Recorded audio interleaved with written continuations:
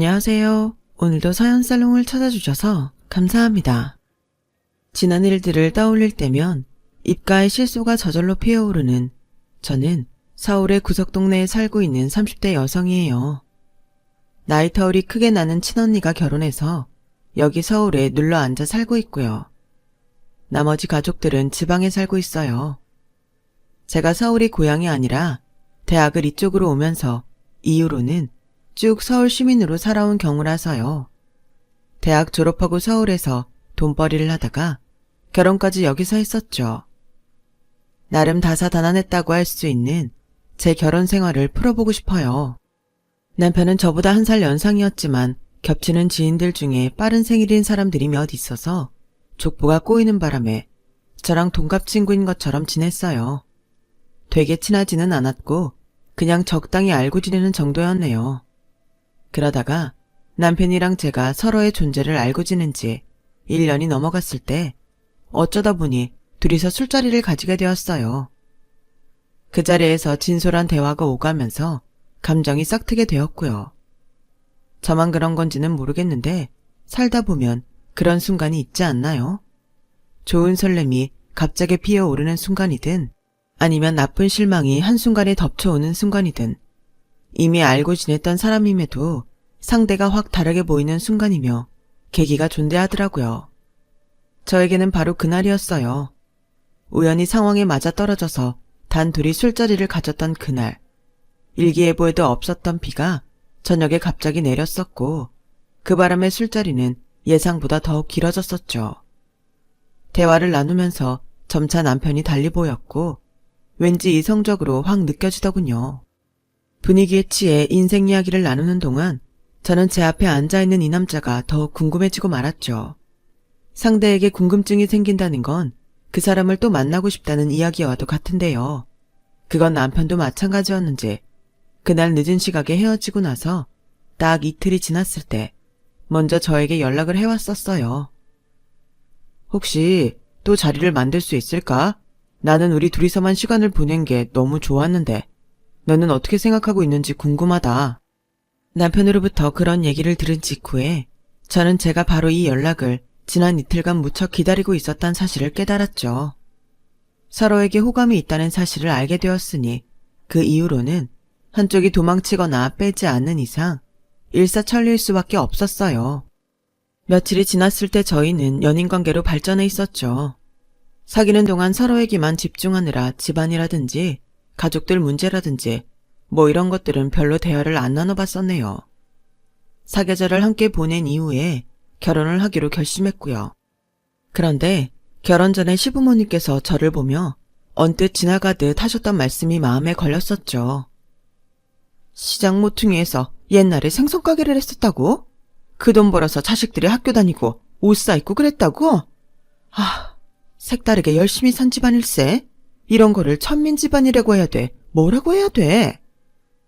시어머니께서 한숨처럼 작게 하신 말씀이었는데 저는 저희 집안이 예전에 생선 팔았다는 걸 가지고 살면서 단 한 번도 부끄럽게 생각해 본 적이 없었기에 무척 당황스러웠어요. 남들 눈에는 그게 어떻게 비칠지조차 고려를 안 해봤었으니 말이죠. 시아버지께서도 의젓하고 멋있는 장군감으로 기른 외동아들을 저 같은 여자에게 허락한다는 것은 엄청난 적선을 행하는 것과 다름없다고 말씀하시면서 제가 행운의 주인공이라고 하셨죠. 저 같은 여자가 어떤 여자라 생각해서 하신 말씀이었을까요? 참고로 당시 남편은 꽤나 알아주는 기업에서 재직 중이었고 회사 내에서의 전망이 좋았고요. 저는 연봉이 너무나도 평이한 대신에 안정적이라서 사실상 해고당할 걱정이 아예 없는 일을 하고 있었답니다. 저도 딱히 뒤처지는 조건이 아니라 생각했고 결혼할 때 들어간 돈도 거의 정확히 절반 수준으로 부담했기 때문에 시부모님께서 저를 아래라고 못 박으신 게 떨떠름했었네요. 결혼하고 나서 이 얘기를 남편에게 했었는데 돌아온 반응이 기가 막혔었죠. 네가 좀 변변치 않아 보이는 집안에서 나고 자란 건 맞잖아. 우리 부모님이 틀린 소리 하신 것도 아닌데 발끈하지 말자. 이거 싸우자는 건가 싶었는데 남편이 너무 아무렇지도 않게 말을 하길래 저도 분위기 험악하게 만들고 싶지 않아서 그냥 넘겼어요. 왠지 모를 불협화음을 내며 시작했던 결혼 생활. 역시나 문제가 없을 리 없었답니다. 발단은 결혼하고 나서부터 시부모님께 매달 드렸던 용돈이었는데요. 원래 30만 원을 드렸어요. 그런데 딱 3달이 지나자 용돈을 올려달라고 하시더군요. 저 죄송한데 두 분께서 돈 쓰실 일이 그렇게까지 많아 보이지는 않아서요. 왜 현금이 더 필요하신 건지 알려주실 수 있을까요? 애미야, 너는 그런 걸 속속들이 물어보는 것 자체가 무례이자 무식이라는 것을 모르겠니? 옛날에 천한 쌍놈들이 꼭 이렇게 직설적으로 캐물으면서 부드러이 돌려 말하는 법을 몰랐었지. 그 꼴이구나. 아니, 갑자기 50만 원을 달라고 하시니까 궁금해서 여쭤봤을 뿐인데 천한 쌍놈의 예시까지 제가 드리려니 정신이 아득해지는 거예요. 게다가 시어머님께서는 왜 처음부터 저를 애미야라고 부르셨는지 모를 일이에요. 그 호칭은 제가 부담스럽다고 말씀을 드려도 무시하셨어요. 남편에게 이 용돈에 대해 상의를 했죠. 네 부모니까 내가 주체적으로 해결을 하라고 그랬더니 남편이 저한테 경제권을 아예 딱 넘겨주겠다고 하면서 그 대신에 자기 부모님 용돈 좀 원 없이 드리자고 하는 거예요. 사실 나도 우리 부모님이 저렇게 나오시는 거 너무 속이 상하고 너한테 창피한데 하나뿐인 아들이 장가가고 며느리 들어오고 이런 변화를 겪으시면서 우리 둘한테 의지하고 싶으신 것 같아. 어쩌면 우리의 효심을 일부러 시험하는 것일 수도 있고. 그러니까 일단은 우리 부모님이 요구하시는 대로 따르면 안 될까? 그렇게 나오는데 제가 거절하기가 참 못하더라고요. 게다가 저에게 자기 월급의 상당 부분을 아예 넘기고 경제권을 주겠다고 하니 그러자고 해버렸어요. 그런데 다달이 용돈 50만 원은 말 그대로 기본금이었고요. 어디 같이 모시고 식사라도 하면 당연히 그 돈 저희가 내야 했고 왜 그렇게 건강식품이며 외출복이며 등산화 같은 걸 새로 사시고 싶어 하셨는지 은근하게 복장이 터졌어요. 와, 이거 진짜 지출이 장난 아니더라고요. 그런데 제가 정말로 시부모님 때문에 그 돈 사라지는 거면 차라리 참고 살 수 있었을 거예요. 어이없는 반전이 여기에 숨겨져 있었더군요. 응, 그래. 아들, 엄마가 오늘 그 돈 싹 모아다가 한 대 묶어놨다. 그럼 이게 다 우리 아들의 소중한 돈인데 엄마가 관리 잘해야지. 며느리 들이니까 좋네. 이런 식으로 돈도 받아낼 수 있고. 그런데 우리 아들 너무 그렇게 효자 이미지 쌓아도 괜찮은 거야? 시댁에 과일 산 거 나눠드리려고 예고 없이 방문했던 때였는데요. 제가 온 걸 모르고 시어머니께서 큰 소리로 전화통화를 하고 계셨어요. 통화 상대는 제 남편이었고요. 들려온 내용이 심상치가 않아서 제가 가만히 머리를 굴려봤다가 충격에 휩싸인 채로 피식 웃었습니다. 그러자 저를 발견하신 시어머니께선 사색이 되셨었죠. 애미야, 네가 여기에 언제부터 와 있었냐? 설마 다 들은 건 아니겠지? 그 반응에서 확신이 왔어요. 진짜 머리 뚜껑이 열리더군요. 시어머니와 얘기해봤자 별로 소용없을 것 같아서 그날 남편하고 설전을 벌였네요. 역시나 여태까지 시댁에 바쳤던 모든 것들이 남편의 주머니로 들어오고 있었던 거예요. 남편은 자기 부모를 위하는 효자인 척, 자기 아내의 헌신에 눈물나게 고마워하는 남자인 척, 희생적인 척, 그런 연기를 하고 있었을 뿐이고 실제로는 이득을 취하고 있는 입장이었죠. 어쩜 이렇게 사람이 운명하고 못돼 처먹을 수가 있어? 이런 식으로 난 농락하면서 그동안 즐거웠니? 즐거웠다니 절대 아니야. 원래 이럴 의도까지는 없었고 우리 부모님이 하도 나를 아끼시다 보니 자꾸 나에게 몰래 챙겨주려 하시는 걸 거절 못하다가 여기까지 온 거야. 정말이야. 앞으로 안 그럴게. 한 번만 믿어주라. 사람이 살다 보면 실수도 하고 그러는 거잖아. 남편이 악의 따윈 없었으며 무조건 실수였다고 주장을 하길래 제가 용서는 최고의 미덕이라는 명언을 떠올리며 이 일을 넘겨주었는데요. 그로부터 얼마 지나지 않아서 확인한 바로는 하나를 보면 열을 한다는 명언이 더 우위를 점하더라고요. 남편이 숨겨온 엄청난 비밀이 밝혀지고 말았으니까요. 앞서 말씀드렸던 것처럼 저는 남편의 수입을 제가 받아서 관리하고 있었어요. 이때 남편의 월급이 세금 제하고 통장에 들어오는 게 260만 원이었다고 해보자면요. 남편이 이 월급 받아서 저한테 200만 원을 입금해 주었던 거예요. 제가 이 돈을 운용하며 살림 다 해온 거였고요. 대출 이자 같은 커다란 고정값부터 갚고 각종 생활비에 어처구니 없는 전말이 드러났던 시부모님의 용돈까지 제가 착실하게 가계부에 기록하며 다 알아서 해결해 왔던 건데요. 제가 버는 액수도 있는데 그렇게 되면 한 달에 남는 현금 액수가 넉넉할 만도 했지만 남편하고 짜고 친 시부모님께서 돈을 거하게 다달이 뜯어가시는 바람에 딱히 사정이 그렇지도 않았죠. 지방 경조사도 이 안에서 다 해결하고 무엇보다 이제 결혼 생활을 시작한 신혼부부인 만큼 미래를 장기적으로 바라보고 돈을 착실히 모아야 한다는 의무감이 컸으니까요. 월급 들어온 260만 원 중에서 저에게 200만 원 줬으면 이제 남편에게는 얼마나 남았을까요? 계산 쉽죠? 60만 원입니다. 남편은 자기 몫의 이 돈을 가지고 휴대폰 통신비와 자기 실비 보험비를 납부했으며 용돈으로 사용했어요. 사회생활하는 사람인데 혹시 돈 넉넉하게 못 다닐까봐 제가 10만 원 혹은 어떨 때는 30만 원 이렇게 따로 용돈을 챙겨주었고요. 자, 그런데요. 남편의 월급날에 제 계좌로 돈이 들어왔는데 금액이 260만 원인 거예요. 게다가 돈 보낸 사람의 이름이 뜨는 곳에 남편의 이름이 아니고 다른 게 적혀 있었어요. 그건 바로 남편의 회사 이름이었답니다. 딱 봐도 뭔가 너무 이상하잖아요. 자기야, 나한테 왜 자기 회사 이름으로 돈이 입금됐지? 액수가 이거 자기 월급인데? 이게 도대체 어떻게 된 일이야? 뭐라고? 그게 말이지. 내가 회사에다가 급여 계좌를 아내 걸로 바꾸고 싶다고 요청을 했었는데 그게 반영된 모양이네. 잊고 있었다. 그랬구나. 당황했지. 나도 회사가 이렇게 즉각 들어줄 거라고는 생각 못했어. 다시 내 걸로 바꿔놓아달라고 요청해야겠다. 많이 당황했겠네. 미리 말 못해서 미안해. 아니야, 미안할 것까지는 없고. 그런데 나보다 자기가 훨씬 더 당황한 것 같은데 일이 그렇게 된 거였다니. 회사에서 별걸 다 빠르게 들어주네. 시스템이 신기하다. 우리 회사 일처리가 무진장 빨라. 아무튼 너한테 내 월급 들어갔으니까 내가 나한테 60만 원 이체해주라. 그러면 평소대로 되는 거지? 알겠다고 고개는 끄덕여줬는데 제 머릿속에서는 이거 뭔가 이상하다는 촉이 피어오르고 있었어요. 남편이 열심히 주절대고 있는 이게 임기응변처럼 느껴졌거든요. 게다가 이미 남편은 자기 부모랑 짜고 쳐서 저를 속여먹은 전적이 있었잖아요. 그런 일이 없었다면 제가 쉽사리 남편을 의심하려고 들지 않았을 텐데 한방 제대로 먹었던 경험 때문에 그러지 않을 수가 없었네요.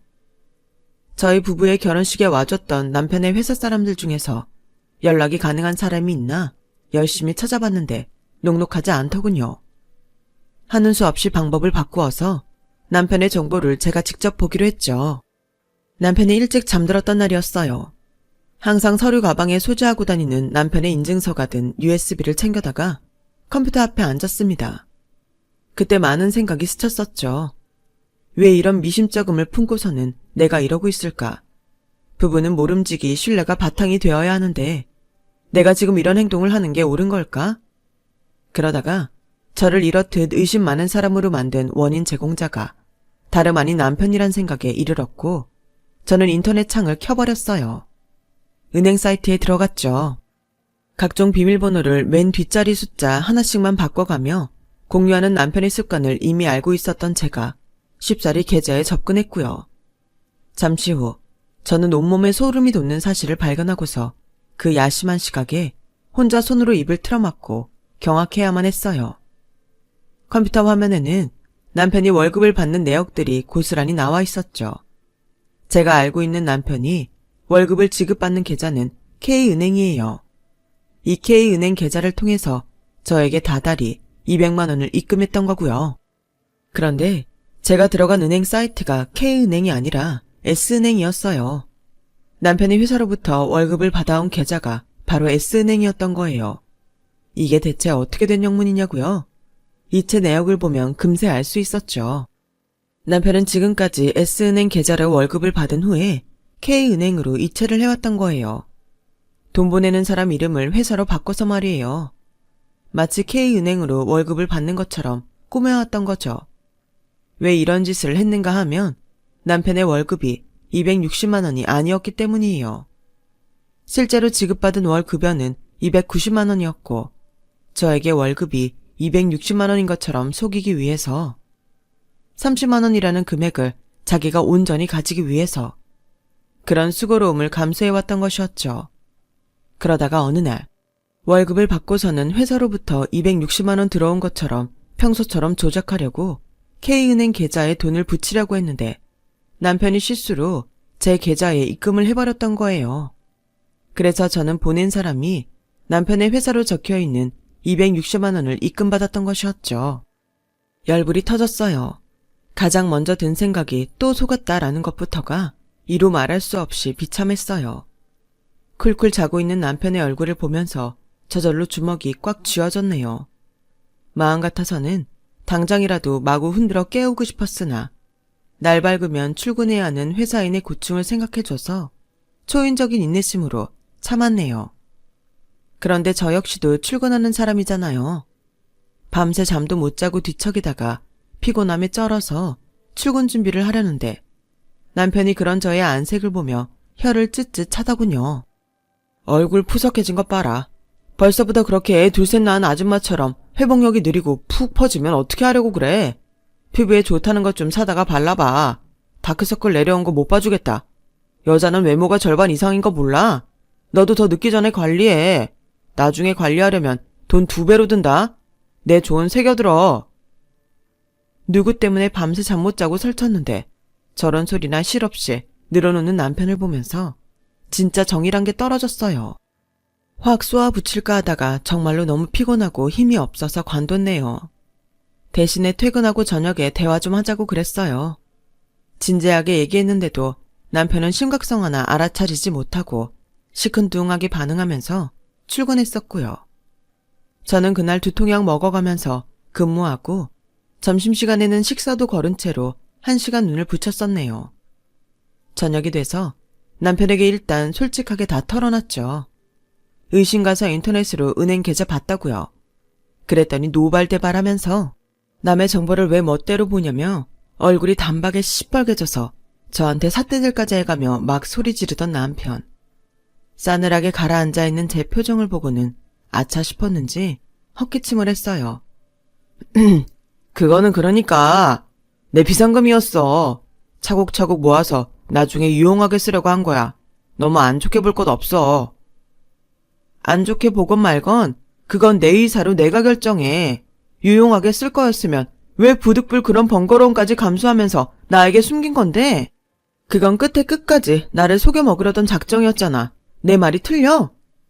너 좋으라고 한 일이야. 왜냐하면 유용하게 쓰려던 게 바로 내 선물 사는 거였거든. 돈 조금씩 따로 모았다가 너 몰래 서프라이즈로 명품 가방 하나 사주려고 그랬지. 샤넬백. 그래, 샤넬백 하나 사주려고 그랬다. 그게 그렇게 큰 잘못이야? 어디 그딴 허접한 핑계로 나를 설득시키려고 들어? 내가 언제 명품 가방 욕심내는 거 본 적 있어? 내가 장난으로나마 명품 사달라고 한 적 있었니? 지나가는 말로나마 그런 적 있었냐고. 에이씨, 그래. 네가 명품 욕심 없는 거 알고 있어. 네 남편인데 내가 그걸 모르겠냐? 결국 이렇게 사실을 밝혀야겠구만. 네가 부담스러워할까봐 이 얘기까지는 안 하려고 했는데 사실은 나중에 우리 아이가 태어나면 아이 이름으로 적금 상품을 들어볼까 해서 돈을 따로 모으고 있었던 거야. 그 대목에서 제가 이를 꽉 물었어요. 어쩜 거짓말을 해도 그렇게 질 나쁜 거짓말을 할 수가 있는지. 남편의 표정에 너무나도 에라 모르겠다. 아무 말이나 하자. 이런 기색이 읽혀서 그 순간 제 자신이 너무나도 초라해지는 기분이 들었어요. 이런 남자가 제 남편이고 저는 고작 이런 취급을 당하는 아내라는 게 너무 서글펐네요. 진짜 인간적인 불신이 들었고 속이 다 울렁거렸어요. 생기지도 않은 아이 핑계는 왜 대? 지금 스스로도 민망하지? 너 진짜 미쳤니? 왜 그러고 살아? 그럴 수도 있지. 사실을 숨기고 거짓말 좀 할 수도 있는 거지. 너 왜 그렇게 사람이 앞뒤 꽉 막혀서 딱딱하게 나오냐? 너는 나한테 뭐 매사에 진실만을 말했고 거짓말은 한 적 없었어? 네가 뭐 그렇게 잘나고 떳떳하다고 나를 비난해? 갑자기 다혈질이 도졌는지 남편이 눈을 부라리며 저한테 큰 소리를 질러댔어요. 적반하장으로 나오는 남편 때문에 저는 어이가 없어서 헛웃음만 지었고요. 그랬더니 그게 자기 자존심을 건드린 모양인지 남편이 입가를 실룩거리면서 저에게 이런 소리를 하더군요. 예전에 하도 어렵게 살았던 집안이라서 그런가 보네. 역시 근본이란 게 중요하다니까. 지방에서 생선 팔다가 비린내 풀풀 나는 돈 차곡차곡 모아서 어렵사리 재산 불려갔으니 다달이 30만 원이라는 숫자만 봐도 바들바들 떨면서 어쩔 줄 모르는 거야. 니네 집안이 서울 한복판에서 대대손손 살았어 봐라. 내가 한 달에 30을 꽁치나 50을 꽁치나 별로 대수롭지 않게 여겼을걸? 제가 방금 뭘 들은 건가 싶어서 잠시 현실을 의심했었네요. 자기 처가에 대고 너네 집안이라고 표현하다뇨.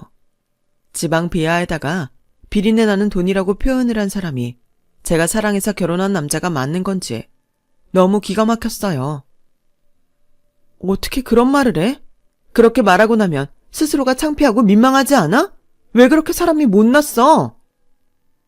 너는 뭐가 잘났길래 나보고 못났다고 하는 거야? 창피? 민망? 내가 대체 그런 걸 왜 느껴야 하는데? 창피하고 민망한 건 너네 집안이겠지. 고상하게 품격 지키면서 살아본 적 없잖아.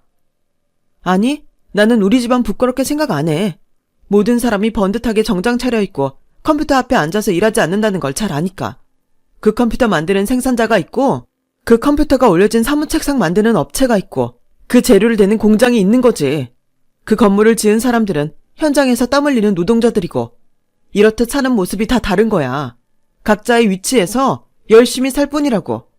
그런데 네가 뭔데 품격을 운운하면서 우리 집안을 낮잡아봐?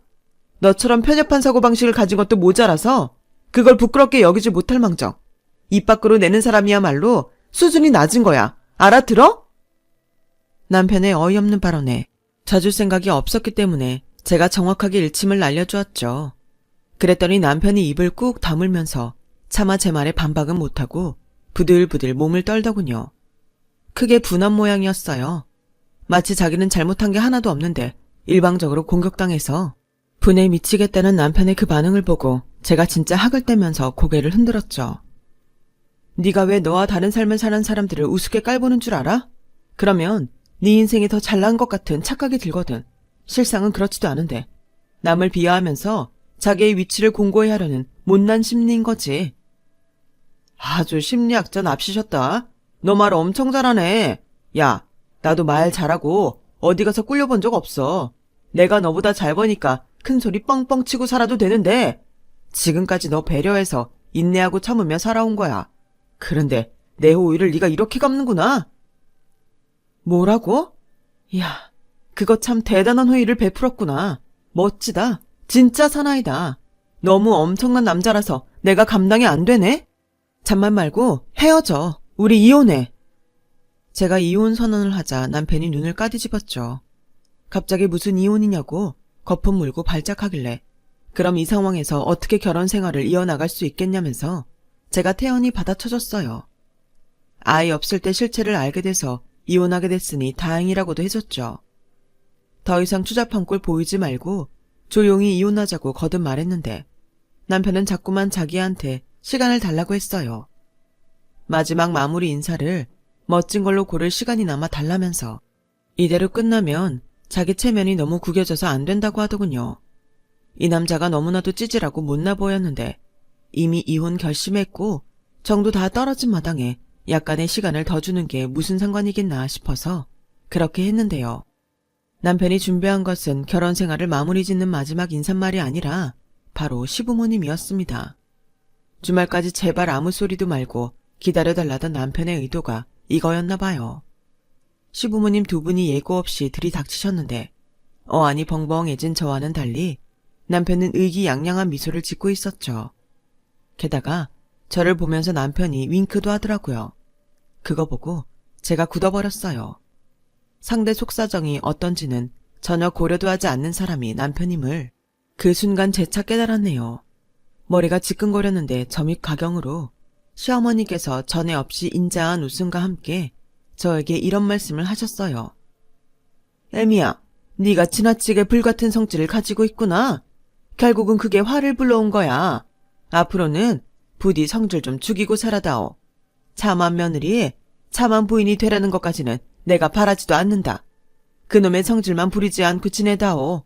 그러면 내가 여한없이 너에게 잘해주지 않겠니? 나 아직 며느리 아끼고 사랑하는 시어미로서의 모습은 보여주지도 않았어. 내 진면목을 보면 너도 나한테 마음을 활짝 열 수밖에 없을 테니 우리 앞으로 더욱 잘 지내보자꾸나. 지난 일은 잊고. 저에게 성질이라고 하셨는데 정작 진짜 백이 다혈질 환자는 남편이었거든요. 게다가 제가 시어머니께 마음을 활짝 열 거라니 지갑을 다시금 활짝 열어달라고 하셨다면 차라리 덜 무서웠을 거예요. 어디서부터 반박을 해야 할지 차마 갈피조차 안 잡히더군요. 그 옆에서 시아버지께서는 근엄하신 표정으로 계속 고개를 끄덕이고 계셨고요. 음악 들으시는 줄 알았어요. 자꾸 리듬을 타시는 것 같던데 그 반복적인 끄덕임을 보면서 제 정신은 혼미해져 갔습니다. 대체 이 가족 뭐지? 이런 생각을 새삼하고 있었는데 저와 눈이 마주친 남편이 또 윙크를 날리는 거예요. 그러면서 피식 웃기까지 했는데 그게 맞지? 우리 부모님한테 설득 안 당하고 못 버티겠지? 이렇게 말하는 것만 같았어요. 네가 앞으로 성질 죽일 수 있도록 우리가 도와주마. 너는 우리 아들을 믿기 힘들거든. 대신에 우리를 믿으면서 따라오면 된단다. 시어머니께서 어깨를 쫙 펴시면서 그리 말씀하셨고 시아버지께서는 유독 힘차게 고개를 끄덕이셨죠. 저는 진짜 환장할 것 같았어요. 어설프게 대응했다가는 이 답도 없는 가족들을 넘어설 수 없을 것 같아서 눈에 힘을 주고 입을 열었습니다. 안 되겠는데요? 저 성질 못 죽이겠는데요? 맹랑하게 나가버린 거였죠. 그러자 이런 반응은 상상을 못하셨는지 당황하신 시부모님께서 동시에 입을 쩍 벌리시더군요. 남편은 곧바로 울컥하더니 저에게 이를 갈며 이렇게 말했고요. 야, 너 우리 부모님 앞에서 뭐 하는 짓이야? 어른 공경할 줄 몰라? 너 정말 실망이다. 우리 부모님 앞에서는 신용이나마 네, 알겠습니다. 생각해 보겠습니다. 이렇게 나오는 게 맞는 거야. 그래서 제가 그 말 듣고 눈을 깜빡이면서 시부모님께 여쭤보았어요. 그렇다는데요? 어떻게 생각하세요? 제가 거짓이나마 가식을 부리면서 두 분께 대답을 그렇게 해드리길 원하시나요? 그러시다면 제가 그렇게 따르고요. 그러자 민망해지신 시부모님께서는 제 시선을 피하면서 작게 헛기침들을 하셨죠. 적당히 해결하라는 두루뭉술한 말씀을 남기신 채 두 분은 가버리셨고 저는 남편에게 더 볼 것도 없으니까 이혼이나 빨리 하자고 그랬어요. 그때 남편이 저한테 그러더라고요. 돈을 주식이나 사기로 날린 것도 아니고 남편이 시부모랑 따로 돈 좀 모은 거고 남편이 자기가 번 월급에서 일부를 감췄을 뿐인데 이걸 문제 삼아서 이혼하자고 하는 정신 나간 아내는 세상에서 저밖에 없을 거래요. 범죄자를 사랑하며 출소를 기다려주는 여자들도 있는데 자기는 범죄도 안 저질렀건만 왜 이혼을 당해야 하냐며 진심으로 억울해하였어요. 저는 남편의 말을 들을수록 이혼이 시급하다는 생각과 더불어 애초에 결혼을 잘못했다는 생각까지 함께하게 되었죠. 이혼을 안 해주려고 하길래 남편의 자존심을 건드는 수단을 썼어요. 너 나한테 왜 이렇게 집착해? 나는 이제 네가 싫은데 너만 이렇게 매달리니까 조금 불쌍해지려고 한다. 나를 이렇게까지 사랑해서 너 어쩌려고 그러니? 나 없이는 못 사는구나. 그러자 발끈한 남편이 저 없이도 잘 살 수 있다고 큰소리 뻥뻥 치면서 이혼 도장 찍어줬어요. 자기와 이혼한 걸 반드시 후회하게 해주겠다며 저에게 호언장담을 남겼고요. 이혼하는 건 제 인생 최대의 실수라고 하더군요. 하지만 저는 이혼하고 나서 너무 행복했어요. 온전한 제 일상을 누리는 평온함을 맛보았고요. 가족들하고도 결혼 전보다 더욱 친밀하게 지내기 시작했답니다. 직장생활도 더욱 활기차게 해나갔죠. 반대로 전 남편은 저와 이혼한 뒤에 돈독이 올랐는지 연봉 100만 원 남짓 차이 나는 돈 때문에 이직을 했어요. 하도 매너 없이 이직을 해버려서 회사 사람들이 전부 욕을 했다죠. 제가 이걸 어떻게 알았는가 하면 전 남편이 이직한 곳에 제 지인이 있었어요. 부서는 아예 다른데 남편을 건물에서 우연히 딱 보고 알아차렸다고 하더군요. 지인이 발견 못했으면 큰일 날 뻔했었죠. 왜냐하면 전 남편은 그곳에서 결혼한 적 없는 척 순수한 총각인 척 행세를 했어요. 그러다가 제 지인이 슬쩍 그 사람 결혼했던 걸로 아는데 라고 말을 흘리자 전 남편은 금세 입장을 바꿨고요. 사실은 말이죠. 제가 사기 결혼을 한번 당했습니다. 꽃뱀한테 물려서 인생 교육 제대로 당했네요.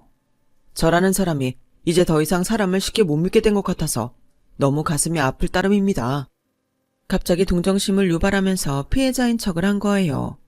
그러자 제 지인이 원래는 더 이상 참견 안 하려고 했는데 하도 화가 나서 전 남편이란 작자가 아내한테 잘못을 저질러서 이혼을 일방적으로 당한 거라고 회사 사람들한테 말을 해버린 거죠.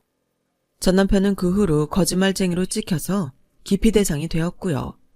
그것도 부족했는지 대형 사고를 쳤대요. 회식 때 만취해서 상사한테 대박 실수를 저질러 버렸다는데요. 저런 말입니다. 난방 냉방 쐬면서 번 돈하고 더위 추위 다 느끼며 땀 흘려 번 돈하고 이게 다르다 생각하거든요. 엄연히 노동자 계급이 아래다 이 말이죠. 이게 맞는 거고요. 사회는 솔직히 계급이 전부잖아요. 그런데 세상을 무조건 아름다운 동화로 보는 사람도 있는 걸 보고 제가 깜짝 놀랐습니다. 그런 사람을 보면 착한 척하는 병? 뭐 이런 거에 걸린 것 같아요. 자기가 정의의 사도야 뭐야. 그런데 전 남편의 헛소리를 듣고 있던 상사의 얼굴이 점점 붉어진 거예요. 자네 지금 내 부친이 막노동판 출신이고 내 모친은 식당 주방 출신인데 그렇다면 나를 대놓고 모욕하는 거라 봐도 되겠나?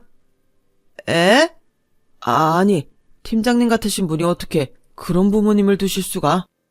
전 남편은 정신 못 차리고 즉각 사과를 하지 않았대요. 하기사 저한테도 미안하다는 말을 똑바로 할 줄 몰랐던 인간이니 놀랍지는 않아요. 그 상사가 회사에서 줄 잘 섰기로 유명했고 임원진들이 워낙 아끼는 인사였는데 그런 인물에게 전 남편은 제대로 걸린 거였죠. 그러자 다들 전 남편을 외면하며 상대를 안 해주기 시작했고 자존심이 강했던 전 남편은 여기 아니면 갈 데 없는 줄 아냐면서 용감하게 퇴사를 했답니다. 하지만 다시는 그만한 수준의 일자리를 얻을 수는 없었죠. 원래 나이 더 먹고 경력 더 쌓이면 기업에서는 선뜻 받아주기 부담스럽거든요. 어쩔 수 없는 이치인데 그걸 간과하고 자기를 데려가고 싶어하는 회사가 널렸다고 믿은 전 남편의 머리가 꽃밭이었던 거죠. 이직은 로또와도 같은 행운이었던 것일 뿐인 것을요. 현실을 알게 되자 크게 절망한 전 남편이 술에 진탕 취했는데 그걸 또 전 시어머니께서 저한테 알려주시지 뭔가요? 우리 아들이 술에 쩔어서 너만 찾는구나. 너한테 전화를 해도 수신 거부를 해놨는지 통화가 안 된다고 해서 내가 전화를 걸었단다. 너에게 알려주고 싶은 것도 있고 해서 이토록 순정이 넘치는 사내를 요즘 세상에 찾아보기 쉬운 줄 아니?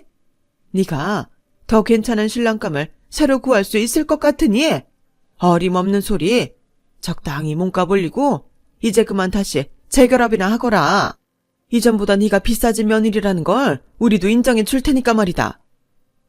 무심코 전화를 받았다가 제가 깜짝 놀랐어요. 어이쿠, 제가 깜빡하고 전 시어머니 번호를 아직까지도 차단을 안 했었다니. 저는 조용히 통화 종료 버튼을 누른 후에 바로 번호를 차단했어요. 깔끔하고 군더더기 없는 마무리였네요. 그 이후로 전 남편은 회사 두 곳을 전전하다가 갑자기 사업을 시작하겠다며 일을 벌인 후에 다 망쳐놔서 그야말로 패가망신을 했고요. 일용직이든 아르바이트든 닥치는 대로 해야 할 때가 되지 않았나 싶네요. 그토록 본인이 무시했던 노동을 직접 해보면 뭔가 깨닫는 게 있을지도요. 정말 세상에는 별별 놈 다 있는 것 같아요. 사귀는 동안에는 이런 치명적인 단점을 못 봤다는 게 믿어지지 않을 뿐이에요. 얼마 전 새로 사귄 동네 친구에게 제 결혼 이야기를 들려주었더니 자기가 아는 어떤 사람도 배우자한테 이런 비슷한 수법으로 당해서 이혼 직전까지 갔었다네요. 그 집은 아이가 있어서 이혼만은 끝내 참았다던데 그냥 그때 이혼했어야 했다고 후회하는 얘기를 자주 하더랍니다.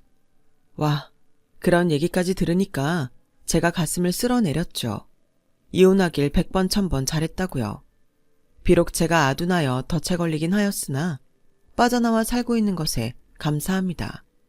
제 경험담을 들어주신 분들에게는 모든 불행의 덫이 피해갔으면 좋겠어요. 여러분, 사연 댓글에 응원과 현명한 조언 부탁드려요. 좋아요와 구독은 저에게 큰 힘이 됩니다. 오늘도 좋은 일 가득하세요.